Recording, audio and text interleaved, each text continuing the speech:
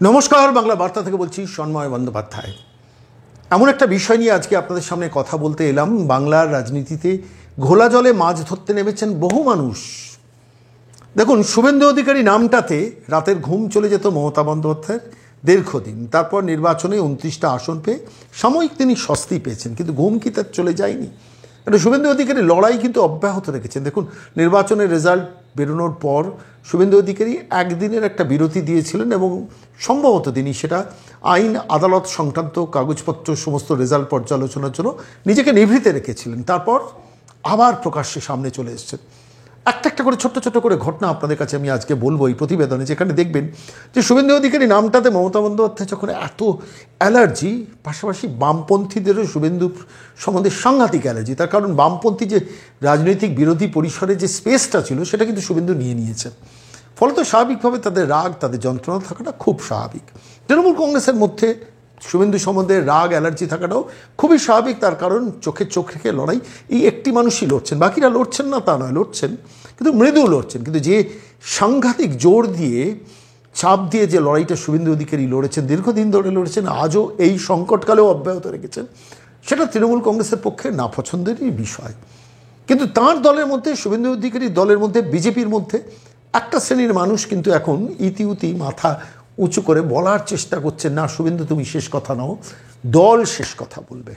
আমি আজকে এই বিষয়টা একটু সামান্য করে ছুঁয়ে যাব। আপনারা দেখুন, একটা খেয়াল করে লক্ষ্য করে দেখুন, যখন লড়াইয়ের ময়দানে তিনি জায়গা ছাড়ছেন না, এখনও এই মুহূর্তে দাঁড়িয়ে প্রত্যেক দিন কখনো আমতলাতে চলে যাচ্ছেন, কখনো বারুইপুরে যাচ্ছেন, সেখান থেকে ফিরে আসছেন, রাজভবনে যাচ্ছেন, 200 জন ঘরচারাকে নিয়ে মমতা বন্দ্যোপাধ্যায় তার পথ আগলে বিনীত গোয়েলকে দিয়ে আটকে রাখছেন। তারপর তিনি পরের দিন আদালতে চলে যাচ্ছেন তার আইনজীবীদের দিয়ে, এবং সেখান থেকে সরাসরি তখন তিনি চলে যাচ্ছেন কুচবিহার, এবং কুচবিহারে নিশীথ প্রামাণিককে নিয়ে আত্মদেশ শিবিরে গিয়ে সেখানে তাদের অভয় দিচ্ছেন, দিয়ে আবার কলকাতা ফিরে আসছেন। গতকাল আমরা দেখলাম শেষ পর্যন্ত 100 জন মানুষকে নিয়ে রাজভবনে রাজ্যপালের দরবারে গিয়ে তার ডেপুটেশনটা দিলেন, বেরিয়ে এসে একটা প্রেস কনফারেন্স করলেন। সেই প্রেস কনফারেন্সের একটা অংশ আজকের আমার এই প্রতিবেদনের শেষে আপনাদের কাছে শোনাবো। কিন্তু দেখুন, একটা মানুষ যখন ঘরে বাইরে লড়াই করে, তার লড়াইটা অনেকটা কঠিন হয়ে যায়। মমতা বন্দ্যোপাধ্যায় তৃণমূল কংগ্রেসের বিরুদ্ধে সর্বাত্মক লড়াই শুভেন্দু অধিকারীর, এটা বিজেপির মধ্যে একটা শ্রেণীর মানুষ কিন্তু চায় না। তারা সেটাকে অবোধে গোবোধের আনন্দে ভাবেন।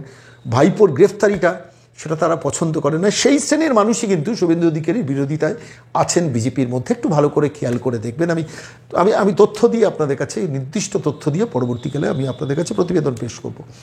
এই লড়াইটা শুভেন্দুর পক্ষে আরও কঠিন হয়ে যাচ্ছে। ধরুন, আমি আপনাদের একটা ছোট্ট উদাহরণ দেবো যে শুভেন্দু অধিকারী তৃণমূল কংগ্রেসকে পরাজিত করে এখানে বিজেপিরকে ক্ষমতায় নিয়ে আসতে চাইছেন। সেই সময় দাঁড়িয়ে শুভেন্দু অধিকারী বারবার ভারতীয় জনতা পার্টির সর্বোচ্চ নেতৃত্বকে, কখনো নরেন্দ্র মোদীকে, কখনো অমিত শাহকে বারবার বুঝিয়েছেন যে এ রাজ্যের সর্বোচ্চ ক্রিমিনালকে জেলে পুরে তবেই ভোটে যাওয়াটা উচিত।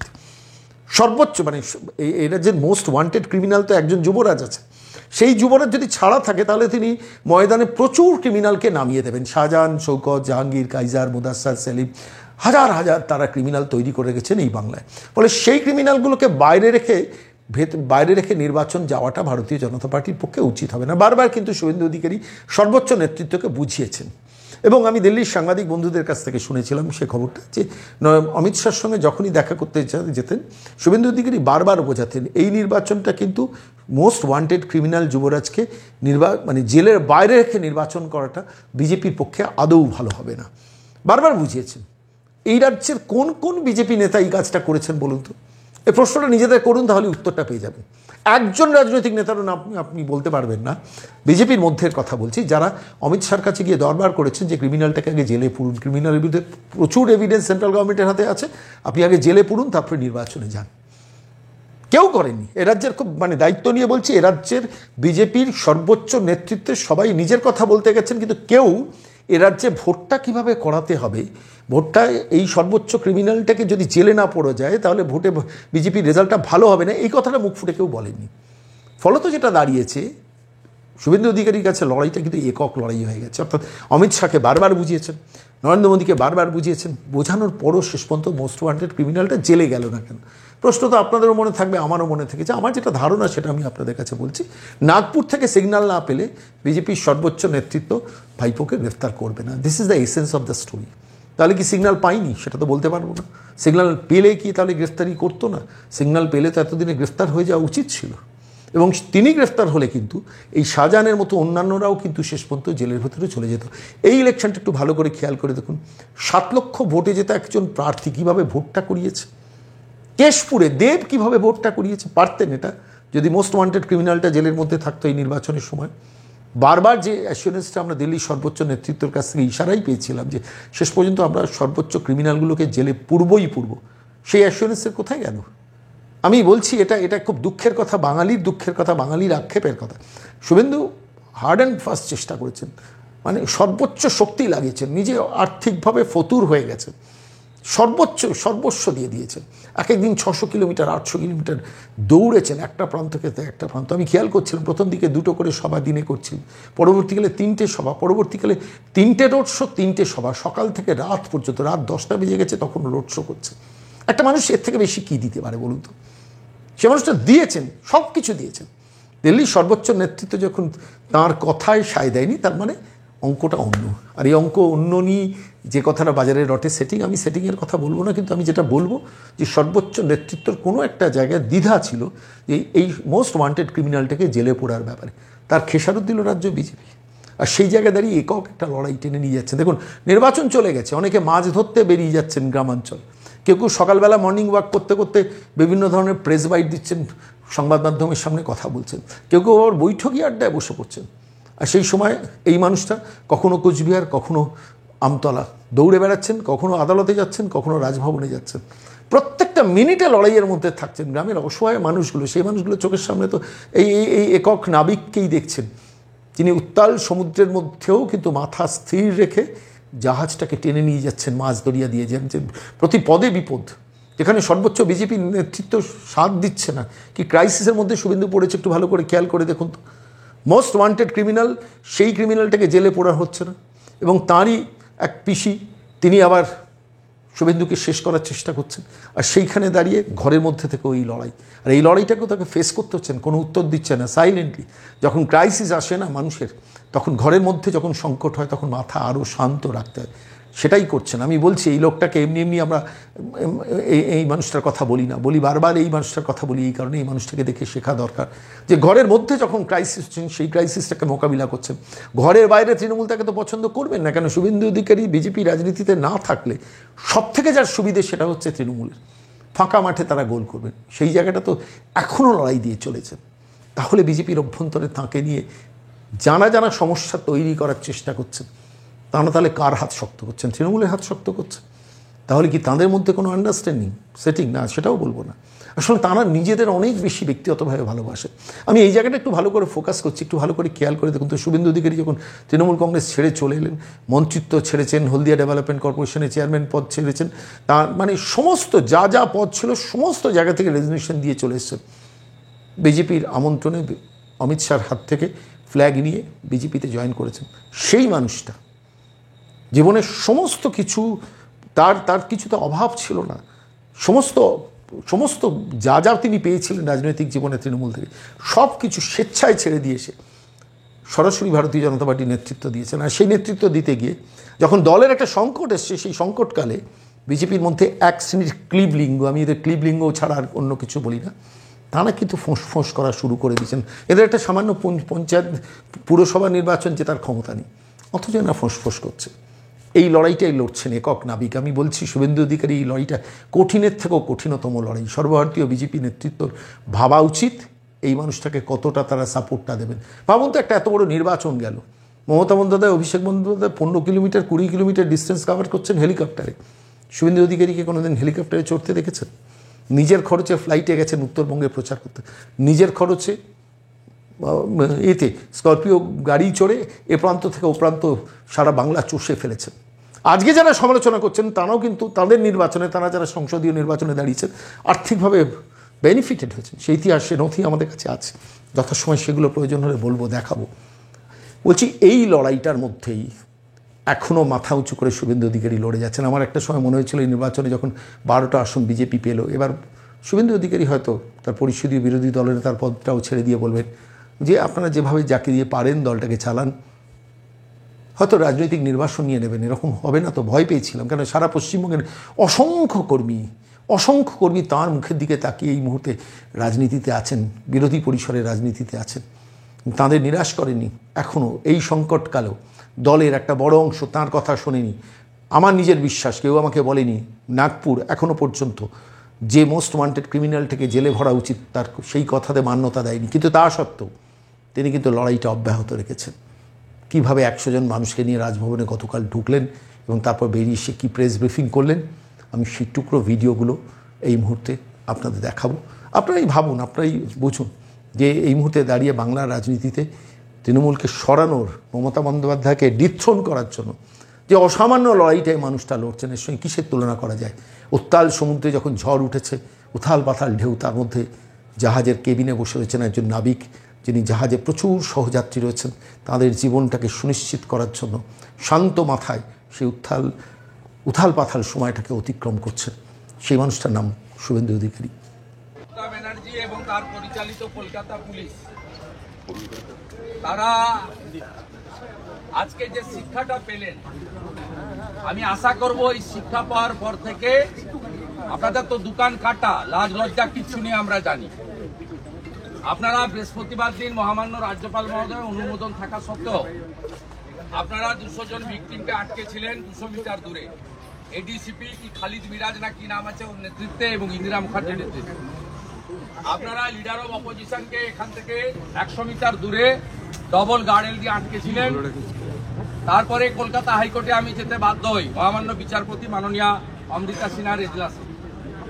সেখানে যা যা হয়েছে লাইভ ভিউতে সবাই দেখেছেন, কিভাবে রাজ্যের রেজি কিশোর দত্ত মিথ্যা কথা ওখানে বলেছেন যে এলওপি আসার সূচনা ছিল না, আটকানো হয়নি, কত বড় বড় মিথ্যা কথা। এবং তারপরে অর্ডার আপলোড হয়েছে। অর্ডার কি হচ্ছে সবাই জেনেছেন। মহামান্য রাজ্যপাল মহোদয় রাজভবন থেকে সেদিন বলেছিলেন রাজ্যপাল গৃহবন্দী, ও তিনি বলেছেন ভিকটিমরা এখানে আসবে, যতক্ষণ না ভিকটিম আসবে ততক্ষণ রাজ্যের পুলিশ মন্ত্রী অ্যাজ ওয়েল অ্যাজ চিফ মিনিস্টারের জন্য রাজভবনের দরজা বন্ধ। সেদিন তারা বলেছিলেন গেট থেকে কলকাতা পুলিশের যে টিম সেদিন দায়িত্বে ছিলেন তাদের অবিলম্বে সরাতে হবে। আমরা কৃতজ্ঞ মহামান্য রাজ্যপাল মহোদয়, আজকে উনার সানডে অনেক শিডিউলের মধ্যে উনি আমাদের সময় দিয়েছিলেন। আমরা 106 জন ভিকটিম এবং লিডার অব অপোজিশন আমি মহামান্য রাজ্যপাল মহোদয়ের কাছে গেছি এবং মহামান্য রাজ্যপাল মহোদয়কে একটা 10-12 মিনিটের শর্ট ব্রিফিং দিয়েছি, রিটিন ডকুমেন্ট দিয়েছি এবং যা যা ঘটেছে ভিডিও ফুটেজ, পিডিএফ সমস্ত কিছু আমরা এবং স্টিল পিকচার সমস্ত মহামান্য রাজ্যপাল মহোদয়কে দিয়েছি। আমরা অত্যন্ত খুশি। পশ্চিমবাংলার অত্যন্ত মিষ্টি ভাষা বাংলাতে মহামান্য রাজ্যপাল মহোদয় আজকে অন লাইভ তিনি ভিকটিমদেরকে সম্বোধন করেছেন এবং বলেছেন ভিকটিমদের জন্য আমার দরজা খোলা, পুলিশ মন্ত্রীর জন্য দরজা বন্ধ। এবং কলকাতা পুলিশের যে টিম বৃহস্পতিবার অসভ্যতামি করেছে বিনীত গোয়েলের নির্দেশে মমতাকে খুশি করার জন্য, তাদের অবিলম্বে এখান থেকে চেঞ্জ করার নির্দেশ রাজ্যপাল মহোদয় দিয়েছেন। আমরা উনাকে, উনার কনস্টিটিউশনাল হেড, উনার পাওয়ার কি আমরা জানি। উনি পঞ্চায়েত নির্বাচনে 8200 কমপ্লেন ওয়ার হাউস খুলে পাঠিয়েছিলেন, একটা তো অ্যাকশন টেকেন হয়নি, সেটাও পশ্চিমবঙ্গের লোক জানে। উনি আমাদেরকে কথা দিয়েছেন যে আমি শুধু স্টেট গভর্নমেন্টকে অ্যাডভাইস করা তা নয়, এবারে আমি আমার ক্ষমতা প্রয়োগ করে কেন্দ্রীয় সরকারকেও আমি সুপারিশ করব পশ্চিমবঙ্গে যেটা করার দরকার টু রেস্টোর কনস্টিটিউশন, মানুষের যান মাল নিরাপত্তা, তার জন্য আমি করব। আমি উনাকে বলেছি পশ্চিমবঙ্গের সংবিধানের 4টা স্তম্ভ আক্রান্ত, ল মেকাররা আক্রান্ত, অপোজিশন লিডার, অপোজিশন এমএলএদের অ্যাসেম্বলি থেকে 5 মাস 6 মাস করে প্রত্যেক বছর সাসপেন্ড করে বাইরে রাখা হয়, বলতে দেওয়া হয় না। ব্যুরোক্রেসি আক্রান্ত, সব নর্মস ভেঙে রিটার্ন লোকদের এক্সটেনশন দেয়। একটা বড় অংশের আইএএস এবং আইপিএস যারা মুখ্যমন্ত্রীর যারা বশংবদ নয়, চটি চাটেন না, তাদেরকে কার্যত গ্যারেজ করে উনি বসিয়ে রেখেছেন, ব্যুরোক্রেসি নিশ্চিহ্ন। জুডিশিয়ারি এখানে অ্যাটাক, সবাই জানেন জাজেদের কিভাবে উনি অ্যাটাক করেন, জাজের বাড়িতে পোস্টার ফেলেন। সেই কারণে মাননীয় মুখ্যমন্ত্রীকে 5 লক্ষ টাকা ফাইন করেছিল 2021 সালে মহামান্য বিচারপতি কৌশিক চন্দ্রের বেঞ্চ। কৌশিক চন্দ্র মহোদয় 5 লক্ষ টাকা কলকাতা হাইকোর্টের বারকে জমা দিতে হয়েছে, যেটা স্বাধীনতার পরে কাউকে দিতে হয়নি। শুধু তাই নয়, মিডিয়া যেভাবে অ্যাটাক হয়েছে সংবিধানের চতুর্থ স্তম্ভ, সেটাও আমরা সন্দেশখালীর ঘটনা নিয়ে যেভাবে রিপাবলিকের রিপোর্টারকে কলার ধরে তুলে আনা হয়েছে, যেভাবে বিপি আনন্দের অ্যাসিস্ট্যান্ট ডাইরেক্টরকে এডিটর সিনিয়র এডিটরকে নোটিশ পাঠিয়ে বলা হয়েছে সকালে আসতে, একাধিক পোর্টাল ইউটিউবারের বিরুদ্ধে আক্রমণ করা হয়েছে, অন্যান্য চ্যানেল প্রিন্ট মিডিয়া আক্রান্ত হয়েছে।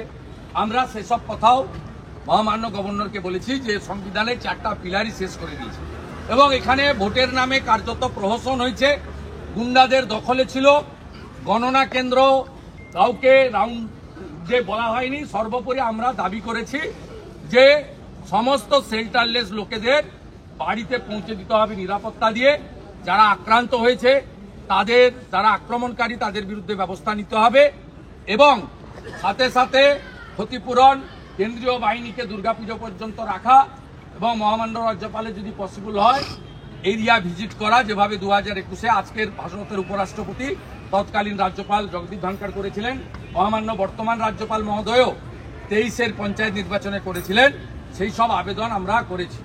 উনি প্রত্যেকের সঙ্গে ঢোকার সময় কথা বলেছেন, এই মায়েদের, দিদিদের, বোনেদের সঙ্গে, অন্যান্য আক্রান্তদের সঙ্গে, এবং কর্মসূচি শেষ করার পরেও তিনি নিচে নেমে এসে প্রত্যেকের কাছ থেকে পেশেন্ট হিয়ারিং নিয়েছেন, নোট নিয়েছেন এবং তাকে আমরা এই সমস্ত ছবি, তথ্য ইত্যাদি দিয়েছি এবং আমরা ওনাকে একটা ডাটা দিয়েছি যে মহামান্য অবসরকালীন সামারে যিনি বসেছিলেন ডিভিশন বেঞ্চ, মাননীয় বিচারপতি কৌশিক চন্দ্র মহোদয়ের বেঞ্চ, সেখানে ডিজিপিকে কমপ্লেন করার জন্য বলা হয়েছিল।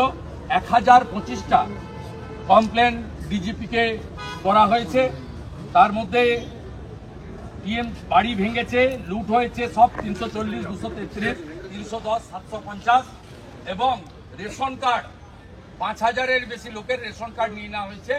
এবং আপনি শুনলে অবাক হবেন, বিশেষ করে কোচবিহার জেলার সিতাই, দিনাটা, মাথাভাঙা, নাটাবাড়ি এবং কোচবিহার দক্ষিণ, এই 5টা বিধানসভায় কোন ভারতীয় জনতা পার্টির লোকেদের, সনাতনীদের বিশেষ করে রাজবংশী সহ কারোর বাড়িতে গবাদি পশু নেই।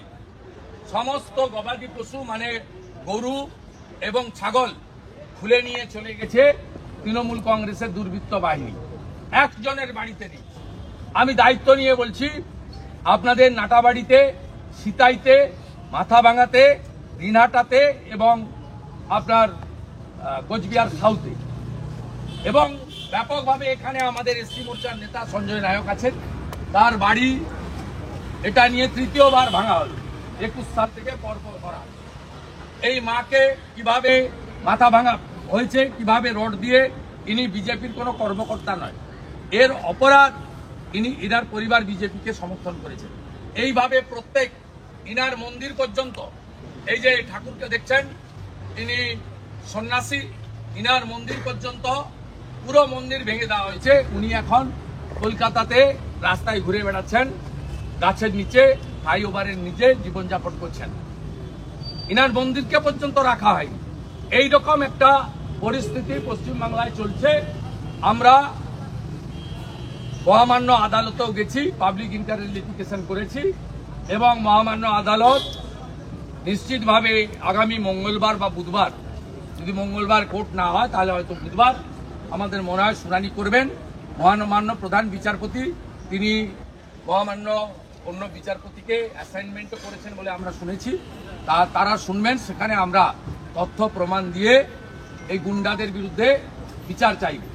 এর বাইরেও আমরা 2021 সালে যে 61টা মামলা সিবিআই করেছিল, সেই পোস্টপোল ভায়োলেন্সের যারা খুনি তাদেরকে সিবিআই এখনো পর্যন্ত গ্রেপ্তার করেনি।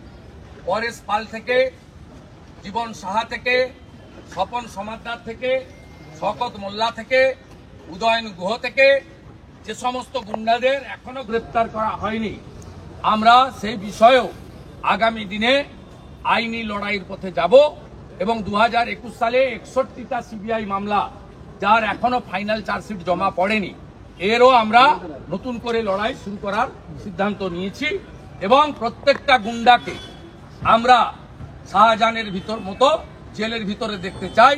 আমরা 39% ভোট পেয়েছি। আমি কলকাতা পুলিশ কমিশনার দলদাস বিনীত গোয়েল, যিনি মোজা জুতো খুলে মমতা ব্যানার্জির বাড়িতে কালী পুজোর দিন প্রসাদ বিতরণের কাজ করেন। সেই বিনীত গোয়েলকে আমি চিঠি দিয়ে বলেছি, এখানে ভাইপো বসেছিল 5 দিন ধরে ধর্ণা দিয়েছিল, ঠিক সেম জায়গায় ভাইপোকে যেখানে অনুমতি দিয়েছে আমাকেও দিতে হবে।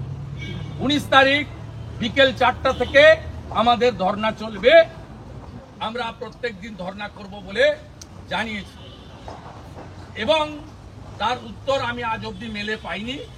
আমি মঙ্গলবার দিন আবার রিমাইন্ডার মেল দেব, উত্তর পেলে ভালো, উত্তর না পেলে আমি যে পদ্ধতিতে পারমিশন আদায় করে এখনো অবধি 100-র বেশি সভা আমাকে গত 3 বছরে করতে হয়েছে, এখানেও ধর্ণাটা ঠিক একই পদ্ধতিতে পারমিশন আদায় করে আমি করব। আপনারা যে বিরোধী দলনেতাকে বিজেপি এবং জনগণ দায়িত্ব দিয়েছে, আমি যা ধরি শেষ করে ছাড়ি। বৃহস্পতিবার আমাদের আটকেছে ডিসি ইন্দিরা আর ওই এডিসিপি খালেদ মিরাজ। আজকে ভেবেছিল যে বিজেপি 12টা, তৃণমূল 29টা, আমরা একটু তাড়িয়ে দিই, আমরা আটকে দিই, এরা মনে হয় পালিয়ে যাবে। আমরা সেদিন গার্ড ওয়ালে হাত দিইনি, আমরা পুলিশের নিচের তলার কর্মচারীর কিচ্ছু করার নেই। এদের এক্ষুনি যদি এরা কেউ প্রতিবাদ করে কলকাতা পুলিশ থেকে স্টেট পুলিশে বার করে দেবে, বিহার কালিম্পং পাঠিয়ে দেবে, এদের কিচ্ছু করার নেই। আমি একটা গাড়িওয়ালা হাত দিইনি, আপনাদের সামনে 1 ঘন্টা ওয়েট করেছি। যে জুডিশিয়ারি জিন্দা হয়,